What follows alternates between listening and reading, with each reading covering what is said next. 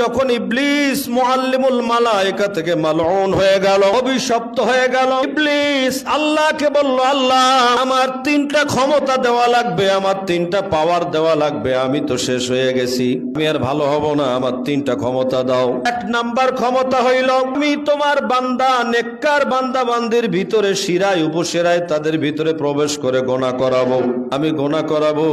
ক্ষমতা চাই, আল্লাহ বলেন কত গুনাহ করাবি করা, তুই যতবার আমার বান্দাকে গুনাহ করাবি,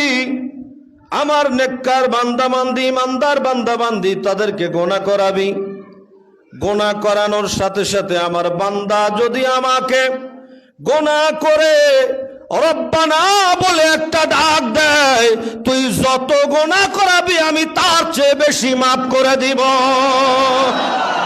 তুই আমার বান্দাকে বান্দিকে গুনাহ করাইয়া ছাড়বি, আমার বান্দা বান্দি আমাকে রব্বানা বলে ডাক দেবে, তুই যত গুনাহ করাবি আমি আল্লাহ তার চেয়ে বেশি ক্ষমা করে দিব।